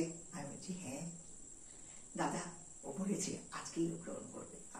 আমার পালক তাকে জড়িয়ে ধরে আমার স্বামীকে কি আদর। প্রথম জলে আমাদের পালক আমাকে নামালেন, দীক্ষা দিলেন, তারপরে আমার স্বামীকে দীক্ষা দিলেন। খুব আনন্দ হয়েছে আমার সেদিনকে দীক্ষা নিয়ে, এবং পাশে আমার স্বামীকে নিয়ে দীক্ষা নিয়েছি। আমার বহুত আনন্দ হয়েছে। আর আমাকে যখন পালক জিজ্ঞাসা করছে, তোমার কিরকম আনন্দ হলো, আমি বললাম, এরকম আনন্দ বোধহয় আমি আর পাইনি, কেননা আমার ঈশ্বর আমাকে জিতিয়ে দিয়েছেন, আমার স্বামী গ্রহণ করেছে, এর থেকে বড় আনন্দ আমার নেই। তারপর থেকেই আমার স্বামী সুন্দর করে বাইবেল পড়ে, প্রার্থনা করে, এবং আমার থেকে সে অনেক এগিয়ে গেছে, অনেক এগিয়ে গেছে। এবার আমার মেয়ে 18 সালে আমি যখন দীক্ষা নিয়েছি, তখন আমার মেয়ে প্রেগনেন্ট। তারপরে আমার মেয়ে যখন এপ্রিল মাসের 4 তারিখে আমার মেয়ে বাচ্চা হয়েছে, তখন আমার মেয়ে খুব মাতৃ কষ্ট, তো বিশাল কষ্ট। আমার মেয়ে ও মা মা বলছে। আমি বলছি, কিছু হবে না মা, তুমিও সুস্থ থাকবে, তোমার সন্তানও সুস্থ থাকবে, আমি প্রভুর কাছে প্রার্থনা করছি, তুমি যাও মা। লিভার রুমে নিয়ে চলে গেছে। ও প্রচন্ড মুখ টুক শুকিয়ে গেছে। একজন ডাক্তার বলছে ও নর্মাল হবে, একজন ডাক্তার বলছে না, আমি আমার পেশেন্ট, আমি অপারেশন করবো। যাই হোক, অপারেশন করে আমার সুন্দর ফুটফুটে একটা নাতি দিল। আর ঈশ্বরের আশীর্বাদে সেই নাতি আমার এখন, আজকেই আমার মেয়ে ভিডিও করেছে, মা তোমার নাতি দেখো কি গান গাইছে, এই 4 বছরে পড়েছে আমার নাতি, বিশ্বপিতা তুমি হে প্রভু, গানটা আমার মেয়ে শিখিয়েছে, আর সে আমাকে ভিডিও করে শোনাচ্ছে। ঈশ্বরের ধন্যবাদ হোক। রাত্রিরে আমার মেয়ে, জামাই, আমার নাতি, তারা ঈশ্বরকে প্রার্থনা করে। তার বাড়ির লোক মানত না, কিন্তু এখন তার বাড়ির লোকও মানে, বাইবেল পড়ে, প্রার্থনা করে। আমি খুব হ্যাপি এখন। তারপরে আমার স্বামী প্রায় 40-42 বছর, আমি ভুল বলেছিলাম 16 বছর, না 40-42 বছর আমার স্বামী গভর্নমেন্ট সার্ভিস করতো, সেই পেনশন পাইনি। আমার খুব কষ্টে আমি দিন যাপন করছিলাম। খালি প্রভুর কাছে প্রার্থনা করতাম, প্রভু তুমি এই কষ্ট নিবারণ করো আমার। তো হঠাৎ করে 2 বছর আগে ওর এক বন্ধু, সে বলছে হ্যাঁ, সে কি করে চেক করে দেখেছে আমার স্বামী পেনশন পায় না, তারা পায়। আমার শ্বশুর বাড়িকে, তিনি থাকেন কৃষ্ণনগর, ওখানে একটা ইয়েতে, ওই যে কি অঞ্চলটা বলে ভুলে যাচ্ছি আমি, সেইখানে থাকেন। তো উনি আমার শ্বশুর বাড়ি রান্নাঘাটে এলেন, এসে উনি বললেন যে এরকম আপনার ভাই পেনশন পাবে, আপনি দেখুন। তার আগে আমার স্বামী যত কাগজপত্র ছুঁড়ে ফেলে দিয়েছে, আমি তো পাবো না পেনশন, আর এত বছর হয়ে গেছে আমি আর পাবো না। আমি তখন বললাম তুমি পাবেই পাবে, কেন তুমি এগুলো ছুঁড়ে ফেলে দিলে, তুমি ওগুলো ঘরে তুলবে না। আমার স্বামী আমাকে বলছে, আমি আচ্ছা। যেই আমার স্বামী সরে গেছে আমি সব কাগজপত্রগুলো তুলে গুছিয়ে লুকিয়ে রেখে দিয়েছি। এরপর তার বন্ধু এসছে, বন্ধু বলছে আমি চ্যানেলে দেখেছি, আমার স্বামীর নাম বিনয় দাস, বলছে বিনয় দাসের নাম আমি দেখেছি চ্যানেলে, ও পাবে। তখন আমি খুব কাজে আর বলছি তুমি কাগজপত্র দেখো, তুমি পাবে। ওর বন্ধুরা প্রচুর হেল্প করেছে, এই 2 বন্ধু ওর প্রচুর ওকে হেল্প করেছে, প্রতিদিন ফোন লাগাতো আর বলতো এইটা দেখ ওইটা দেখ, এই কাগজটা পাঠালাম, এইরকম করে করে সাহায্য করেছে। আমার স্বামী বলছে আমি তো অনেক কাগজ ফেলে দিয়েছি, আমি না আছে, আমি রেখে দিয়েছি। তখন ও বলছে কোথায়, এই তো। সেই সব কাগজ নিয়ে সে 2 বছর ধরে লড়লো, সেখান থেকে আর আসছেই না। সে 2 বার করে বোম্বে গেল পেনশন অফিসে, সে গুজরাটে গেল, সে প্রচুর পরিশ্রম করলো, পেনশন আসছে না। হঠাৎ করে আমি রোজই প্রভুর কাছে কাঁদি, প্রভু আমি কি পেনশন পাবো না। অনেকের কাছেই বিদ্রুপ হই, এই ফালতু কথা বলছে, এ পেনশন পাবে না, স্বাভাবিক কথা বলাটা। হঠাৎ করে জানুয়ারি মাসের 11 তারিখে আমি খুব কাঁদছি প্রভুর কাছে, প্রভু আমি আর এই কষ্ট সহ্য করতে পারছি না, তুমি আমাকে নিয়ে নাও তোমার চরণে। আমি কি পাবো না পেনশন, প্রভু আমি পাবো না। তুমি তো প্রভু কত লোকের জীবনে কত কাজ করেছো, অন্ধকে চোখ দিয়েছো, ল্যাংড়াকে পা দিয়েছো, কত কিছু করেছো প্রভু। কোথায় 38 বছরের এক পক্ষঘাত রোগীকে তুমি সুস্থ করে তুলেছো, তার থেকেও কি আমি পাপী প্রভু? তুমি বলো প্রভু আমি কি পাপী? বলে আমি খুব কাঁদছি আর প্রভুকে প্রার্থনা করছি, করে আমি বলছি ঠিক আছে তুমি যেটা ভালো বোঝো প্রভু তুমি করো। বলে আমি প্রভুকে প্রণাম করে বাইরে, আমার ঘরের বাইরে বারান্দা আছে, বারান্দায় গিয়ে দাঁড়িয়ে দাঁড়িয়ে খুব কাঁদছি আমি। তখন আমার স্বামী 3 দিন আগে পেনশন ঢুকে গেছে, হালেলুয়া। আমার স্বামী ফোন, মানে রাগের চোটেই হোক বা যাই হোক, সে মনের দুঃখেই হোক যে আমি এত কান্নাকাটি করছি, সে ফোন চেক করেনি। হঠাৎ করে সে ফোনটাকে খুলে বলছে অমিতা তুমি একবার শিগগিরই ঘরে এসো। আমি ঘরে গেছি, অমিতা আমার পেনশন এসে গেছে মিতা বলে সে আমাকে বলছে। বিশ্বাস করুন আমি আনন্দে প্রভুকে চিৎকার করে কেঁদে আমি প্রার্থনা করছি, প্রভু তুমি আমাকে এত ভালোবাসো প্রভু, তুমি আমার কান্না শুনেছো প্রভু। বলে আমি বিশাল চিৎকার করে কাঁদছি। আমার ভাইয়ের বউ, ভাই ছেলের বউ, পাশের বাড়ির সব ছুটে এসেছে, কি হয়েছে দিদি কাঁদছে কেন, কি হয়েছে? তখন আমার স্বামী বলছে বিশ্বাস করুন আমার তখন মাথা ঘুরছে, আমার তখন কিরম শরীরটা করছে আনন্দে। আমার স্বামী বলছে আমার স্ত্রী আনন্দে কাঁদছে। পাশের বাড়ির একটি ছেলে আমার স্বামীকে খুব এই পেনশনের ব্যাপারে সাহায্য করতো, সে বলছে দিদি কাঁদছে কেন? বলছে দেবু আমি পেনশন পেয়ে গেছি। বলছে তাই জন্য দিদি কাঁদছে? বলছে আনন্দে কাঁদছে। ভাই এসছে, ভাইকে জড়িয়ে ধরে কাঁদছি, দিদিকে ফোন করেছি কাঁদছি পাগলের মতো, মেয়েকে ফোন করেছি, জামাইকে ফোন করেছি। আর এই পেনশন পাওয়ার পেছনে আমার জামাইয়ের অনেক ভূমিকা, মেয়ে জামাই, তারা আমার সঙ্গে অনেক সাথ দিয়েছে। 10 বার করে এখানে যাও ওখানে যাও ওখানে যাও, আমার মেয়ে জামাই গেছে। আবার এখন নতুন একটা সিস্টেম হয়েছিল যে রেজিস্ট্রি করতে হবে, রেজিস্ট্রি দেখাতে হবে স্বামী স্ত্রীর। আগেকার দিনে তো রেজিস্ট্রি ছিল না, আবার নতুন করে আমার রেজিস্ট্রি হলো। সব ভূমিকা আমার মেয়ে জামাই, আমার দিদি, আমার জামাইবাবু, আমার ভাই, সব তারা সই করলো, করে আমার রেজিস্ট্রি হলো। যখন রেজিস্ট্রির ফর্ম তাদের কাছে গেল, তারপরে এই পেনশন আমার এলো।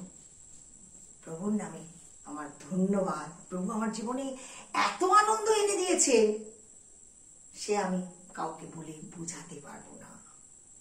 আবার ফেব্রুয়ারি মাসে আমি আমার বাঁদিকের চোখটা ওই যে ছানি পড়ে গেছিল, আমি মনের ঘেন্নাতে না, আমি গ্রাহ্য করতাম না। আমার মেয়ে জোর করে এই ডান দিকের চোখটা আমার মেয়ে জোর করে নিয়ে গিয়ে মেডিকেল কলেজ থেকে আমার মেয়ে অপারেশন করিয়েছি। বাঁদিকের চোখটা আমি আর গ্রাহ্য করিনি। আমার মেয়ে বলতো, আমার স্বামী বলতো, তুমি দেখাও ডাক্তার, তুমি দেখাও, আমি গ্রাহ্য করতাম না। যখন ফেব্রুয়ারি মাসে ডাক্তার দেখালাম, 3 জন ডাক্তার দেখিয়েছি, 3 জনেই বলেছে আপনি চোখে দেখতে পাবেন না, আপনি তো চোখটাকে শেষ করে দিয়েছেন, এত মোটা আপনার ছানিটা হয়েছে যে আপনি দেখতে পাবেন না। তবুও তারা আমার চোখে নানান রকম পরীক্ষা করলো, ছানিটা না কাটলে তো আমি বাস্ট করবে, কোনদিন মরে যাব, সেই জন্য সব ঠিকঠাক হলো। আমার চোখে ওষুধ দিচ্ছে, আমার আইবল বড় হচ্ছে না। বলছে দেখছেন আপনার আইবল বড় হচ্ছে না, দেখুন সকলের আইবল বড় হয়ে গেছে, তার মানে তারা চোখে দেখতে পাবে ঠিক মতন, আপনি পাবেন না। আমি বলছি ডাক্তারবাবু কিছু মনে করবেন না তো? বলছে না, আমি চোখে দেখতে পাবো। বলে তারপর তারা যা যা বলো ঠিক আছে, দেখতে পেলে তো ভালো। এবার যা যা পরীক্ষা করার করলেন, চোখে ইঞ্জেকশন দিলেন, আমার অপারেশন রুমে নিয়ে চলে গেলেন। আমি শুধু এক মনে প্রভুকে রাখছি, প্রভু তুমি তো সকল অনেককে তুমি অন্ধকে চোখ দিয়েছ, এই চোখ তুমি আমার ফিরিয়ে দেবে। তুমি হাত দাও প্রভু ডাক্তারের হাতে, এমন করে অপারেশন হোক প্রভু যেন আমি চোখ খুলে দেখতে পাই প্রভু। আমি যেন এই সাক্ষ্য সব জায়গায় দিতে পারি যে তুমি আমাকে এই চোখ দিয়েছ। যাক, আমার চোখ অপারেশন হলো। অপারেশন যিনি করছেন তখনও তিনি বলছেন কিচ্ছু হবে না, আমি শুনছি কানে। যাই হোক, আমাকে বাড়ি নিয়ে এলো। পরের দিন আবার আমাকে নিয়ে গেল, যখন আমার চোখ খোলা হলো। আমি তখন যখন চোখ খুলছি, আমি তখন প্রভুকে ডাকছি, প্রভু চোখ খুলেই যেন আমি দেখতে পাই প্রভু, প্রভু আমি যেন দেখতে পাই প্রভু। বলে আমাকে বলছে চোখটা খুলুন, আস্তে আস্তে করে চোখ খুলেছি। আমি সব জিনিস দেখতে পাচ্ছি। আমি ডান দিকের চোখ নিজে হাতে বন্ধ করেছি যে দেখি তো আমি দেখতে পাই কিনা, আমি সমস্ত কিছু দেখতে পাচ্ছি। আমার কি আনন্দ! আমি সেইখানে ঈশ্বরের হাত তুলে ধন্যবাদ দিয়েছি। তারপর যাই হোক, শনিবার আমার অপারেশন হয়েছিল, এক শনিবার। ফিরে শনিবার আমি বাড়িতে, আমার মেয়ে এসছে একটা দরকারি চিঠি লেখার জন্য, তার বাবাতে আর তাতে কথা বলছে। আমার চোখে ওষুধ দেওয়ার টাইম হয়ে যাচ্ছে। আমি ওষুধটা, আমার স্বামী এত মানে ওখানে মগ্ন হয়ে গেছিল, সেই টাইমে আমার ওষুধ দিত, কিন্তু সেই মুহূর্তে সে ওই চিঠিটার মধ্যে এমন ব্যস্ত হয়ে গেছিল, 10 মিনিট লেট হয়ে গেছে। আমি ভাবছি কি আছে, একটা ফোঁটা দিলে আমি দিয়ে দিই ওষুধ। ও এত ব্যস্ততে মানে ভীষণ সিরিয়াস একটা চিঠি লিখছে, মা ছেলেতে, এই বাবাতে আর মাতে, মেয়েতে, থাক আমি দিই না, আমি তো দেখতে পাচ্ছি ওষুধটা। বলে এই পায়ের গোড়ালিতে ওই যে কি বলে মোটা চামড়া পড়ে, সেই চামড়াটাকে গলিয়ে দেওয়ার জন্য একটা ওষুধ দিয়েছিল। সেই ওষুধটা একটু দূরে ছিল। আমি মনে মনে ভাবছি এই ওষুধটা দূরে রয়েছে, তাহলে বোধহয় এইটাই এখন আমার চোখে দেওয়া হবে। ওটা যে আইডিন আমি সেটা বুঝতে পারিনি। আমি ওইটা নিয়ে এক ফোঁটা দিয়ে দিয়েছি চোখে।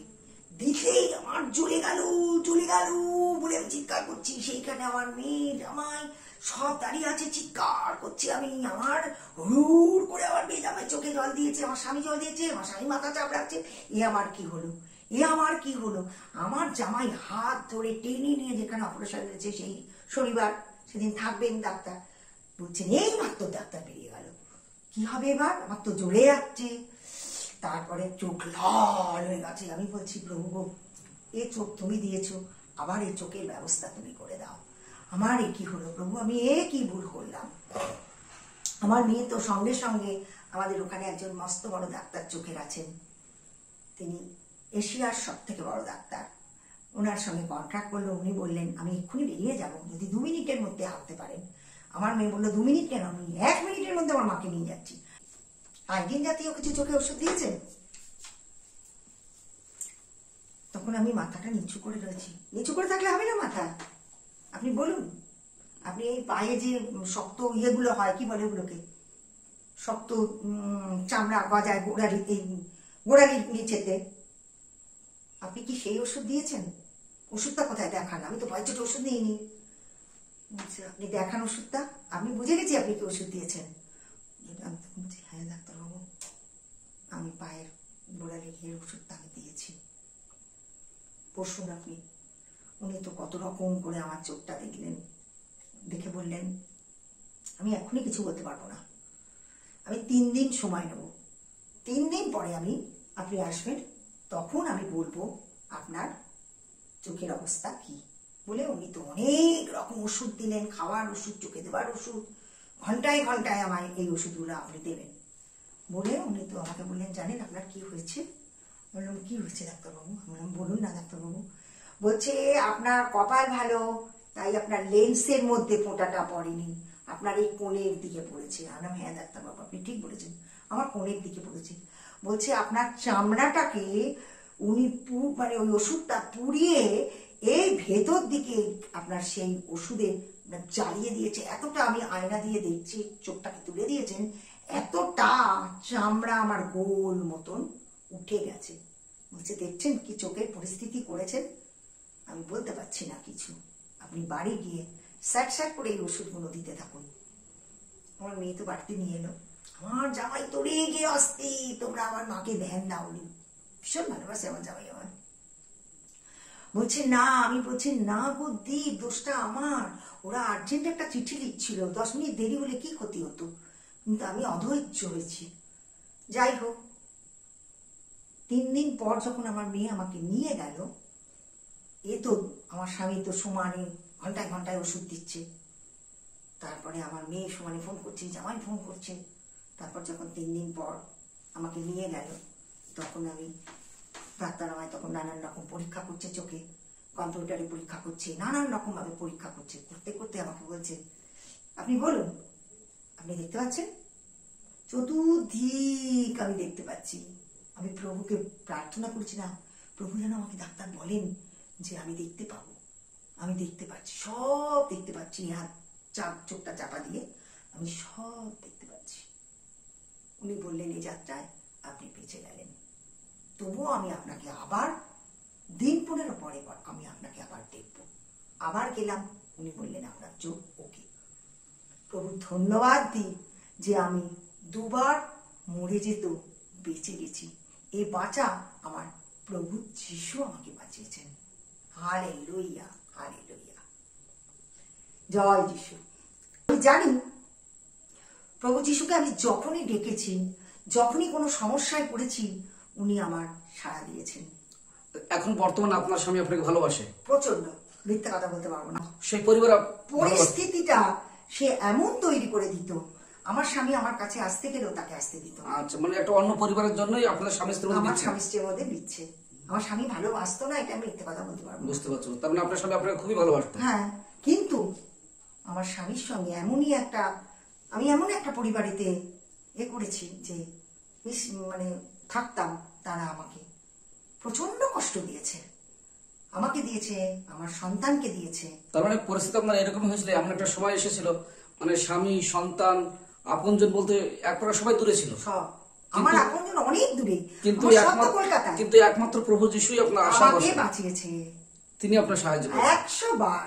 আমার খালি মনে হতো, আমি যদি এখানে সহ্য করতে না পারি, আমার মেয়েকে এখানে আমি রেখে যাব না, আমার মেয়েকে নিয়ে আমি নিজে আত্মহত্যা করব, ওদের কাছে আমি আমার মেয়ে রাখবো না। আর নইলে আমি এখান থেকে রাতের বেলা আমার মেয়েকে নিয়ে আমি পালিয়ে যাব, পুলিশ স্টেশনে গিয়ে সব বলবো আমাকে রক্ষা করুন, আপনারা আমাকে কলকাতায় পৌঁছে দিন। তাহলে প্রভু যিশুকে এখন স্বামী স্ত্রী মুক্তিদাতা হিসেবে গ্রহণ করে নিয়েছে। হ্যাঁ, আর প্রভু যিশু গ্রহণ করে এখন শান্তিতে আছে, অনেক শান্তিতে খুশিতে আছে। প্রভু যিশু আমাকে এই 2022 সালে আমাকে প্রচন্ড আনন্দ দিয়েছে। মহান ঈশ্বরের ধন্যবাদ দেই। ধন্যবাদ। মিতাদের বাড়িতে আমি গিয়েছিলাম, আমি পাস্টর সুশীল চন্দ্র সর্দার, মিতাদের বাড়িতে আমি গিয়েছিলাম, তার স্বামীর সঙ্গে কথা বলেছি, তিনি আমার এই আহ্বান চ্যানেল দেখেন। আর তাদের সঙ্গে আমার খুব বন্ধুত্ব এবং বা এসছি খুব আমরা আজকে সম্পর্ক। ওনাদের আর এখানে। আমরা ভাই বোনের মতনই আলাপ আলোচনা এবং তাদের সঙ্গে গভীর সম্পর্ক আমরা একসঙ্গে থাকি। প্রভু যীশু তাকে আশীর্বাদ করুক। আর তিনি সত্যিই ঈশ্বর ভক্ত লোক। প্রভু যীশু তাকে অনেক আশীর্বাদ করেছেন আর ভবিষ্যতে আশীর্বাদ করবেন। আর তাদের সঙ্গে আমাদের একটা আন্তরিক এবং আত্মিক সম্পর্ক গড়ে উঠেছে এই প্রভু যীশুর মধ্য দিয়ে। এই অনেক অনেক সম্পর্ক ধন্যবাদ। যেন আমরা যতদিন বেঁচে থাকবো প্রভু যিশুর কৃপায় যেন থাকে। জয় যিশু। জয় যিশু, জয়। ঈশ্বর আপনাকে আপনার পরিবারকে আশীর্বাদ করুক। সত্যি আমরা যখন দেখি মিতাদির জীবনের সাক্ষ্যগুলো, মানে কি কঠিন পরিস্থিতিতে সে উঠে এসেছে, মানে প্রত্যেকটা মুহূর্তে মুহূর্তে তার জীবনে কষ্ট, দুঃখ, সমস্যা, কিন্তু আমার প্রভু যীশু তার হাত কখনো ছাড়েনি। ছাড়েনি। প্রত্যেক সময় সময় প্রত্যেক সংকটে সমস্যায় তারা হাত ধরে আজকে সুস্থ রেখেছেন, ভালো রেখেছেন এবং আমাদের মধ্যে তিনি এসেছেন। প্রভু ধন্যবাদ। আবার আমি বাইবেলের কোনো অংশ যদি আমি হয়তো পাচ্ছি না, কিন্তু আমি মনে হচ্ছে আমার এই পাতাতেই রয়েছে, এই সাইডে রয়েছে, তখন আমি প্রার্থনা করলাম, প্রভু তুমি আমাকে পাইয়ে দাও না প্রভু, আমার খুব মনে হচ্ছে আমার বাইবেলের ওই অংশটা আমি একটু পড়ি। আপনি বিশ্বাস করুন, সেই মুহূর্তে আমার মনে পড়ে এই পাতাতে এই অধ্যায় তুমি পড়েছ। আমি সঙ্গে সঙ্গে আমি সেটা পাই। আচ্ছা, তাহলে মিতাদি, আপনি এই যে সমস্যার সংকটে আপনি এত সময় বললেন প্রভু আপনাকে উদ্ধার করেছেন, তো আজকে হয়তো এরকম ভারতবর্ষে তথা পৃথিবীতে এমন কোনো মহিলা আছে তারা হয়তো আপনার মতন কষ্ট পাচ্ছে, দুঃখ পাচ্ছে, তাদেরকে আপনি কি বলতে চাইবেন যিশুর বিষয়ে, বা আপনার জীবনের থেকে তাদেরকে কি বলতে চাইবেন আপনি? আমার জীবনের ঘটনা দিয়ে আমি তাদের বলবো যে আমি তাদের পেয়েছি, আমি পেয়েছি, তুমিও ডাকো, তুমিও পাবে প্রভুকে, ঠিক ঠিক, তারাও পাবে, এটা আমার বিশ্বাস। বিশ্বাস। প্রভুকে ডাকলে, মন দিয়ে ডাকলে পাওয়া যায়। জয় হালেলুয়া।